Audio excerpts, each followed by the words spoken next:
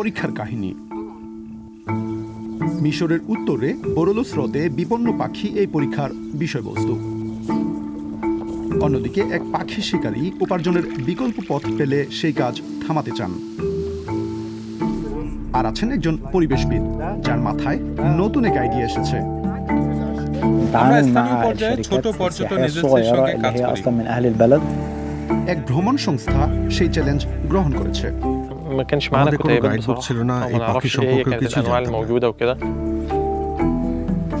মিশরের পর্যটকেরা সেই পাখি দেখার জন্য অনেক অর্থ ব্যয় করছেন। সেই উদ্যোগ কতটা সার্থক? তারা সবাই একেবারে নতুন কিছু করার চেষ্টা করছেন।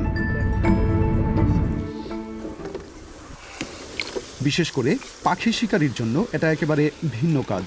সন্ধ্যা নামতেই তিনি পানিতে প্রবেশ করলেন। সালাহ আব্দুল আজিজ বরোলোস হ্রদে নিজের জাল পরীক্ষা করলেন। তিনি নকল হাঁস ব্যবহার করে আসল পরিযায়ী পাখি আকর্ষণের চেষ্টা করছেন। হ্রদের উপর দিয়ে উড়ে যাওয়ার সময় সেই পাখি যাতে নকল হাঁসগুলোর সঙ্গে যোগ দেয়, সেটাই চান তিনি। হাঁসের শব্দ নকল করে তার ডাকের উদ্দেশ্যও এক, তবে সেই কৌশল মাঝে মাঝে কাজ করে। বরং খাঁটি হাঁসের ডাকের রেকর্ডিং আরও নির্ভরযোগ্যভাবে অন্য হাঁসগুলোকে আকর্ষণ করে। এই পদ্ধতি বেআইনি বটে, কিন্তু রাষ্ট্র তার মতো শিকারীদের বিরুদ্ধে কোনো পদক্ষেপ নেয় না। মিশরে কয়েক হাজার এমন শিকারী সক্রিয়। পরদিন সকালে সালাহ টের পেলেন যে রাতে তিনি কোনো হাঁস ধরতে পারেননি, তবে 3টি নাইট হেরন পাখি ধরা পড়েছে। তিনি সাধারণত ক্রেতার কাছে ও রেস্তোরাঁয় সেগুলো বিক্রি করেন। পাখি শিকারী হিসেবে তার উপার্জনের কোনো বিকল্প পথ নেই। 5 সদস্যের পরিবারের জন্য তাকে আয় করতেই হয়, কিন্তু সেই কাজ ক্রমেই কঠিন হয়ে পড়েছে। একটি ঝাঁকে 200 হাঁস থাকতো, এখন বড় জোর 50টি দেখা যায়।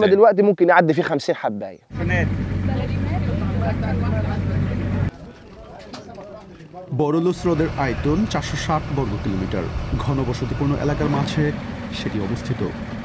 আজ প্রথমবারের মতো বার্ড ওয়াচার ট্যুর করা হচ্ছে। সেই হ্রদে 100-রও বেশি প্রজাতির পাখির দেখা মেলে, কিন্তু সেগুলো বিপন্ন হয়ে ওঠায় স্থানীয় মানুষ সেগুলোর দেখা পাওয়ার মূল্য উপলব্ধি করছে। এখন তার জন্য মাশুল দিতেও তারা প্রস্তুত।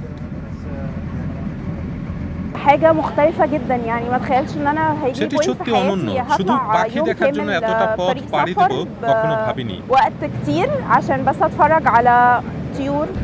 যথেষ্ট সংখ্যক মানুষ এই ট্যুরে অংশ নেবেন কিনা আয়োজকেরা সে বিষয়ে নিশ্চিত ছিলেন না। তাছাড়া অনেক খুঁটিনাটি বিষয়ও স্থির করতে হয়। দূরবীন ছাড়া আমরা বার্ড ওয়াচিং ভ্রমণ আয়োজন করতে পারি না, কারণ সেগুলি ছাড়া দূরের পাখি দেখা সম্ভব নয়। মিশরে দূরবীন পাওয়া মোটেই সহজ নয়। নেচার কনজারভেশন ইজিপ্ট নামের পরিবেশ সংগঠন দূরবীন যোগান দেয়। স্থানীয় ভ্রমণ সংস্থাগুলোর সাথে বার্ড ওয়াচিং ট্যুর চালু করা তাদেরই আইডিয়া ছিল। মিশরে বার্ড ওয়াচিং গাইডের সংখ্যা খুবই কম। সালাহ আব্দুল আজিজের মতো দক্ষ গাইড পাওয়াও কঠিন। পরীক্ষামূলক ভ্রমণের দিনে তার উপার্জন ভালোই হয়েছে, তার ফলে শিকার না করে হারানো আয় পুষিয়ে গেছে। তারপর জাদুময় পরিবেশ সৃষ্টি হলো। পাখিগুলো দলের খুব কাছে এসে মাছের জালের উপর বসলো। ইউরোপ থেকে এশিয়া যাবার পথে ব্ল্যাক ক্রাউন্ড নাইট হেরন ও স্কোয়াকো হেরনের দেখা পাওয়া গেল। সালাহ আব্দুল আজিজের কাছে সেটা ছিল আবেগের এক মুহূর্ত। পাখি শিকারী হিসেবে তিনি এখন পাখি সম্পর্কে তার জ্ঞান বিতরণ করতে পারছেন।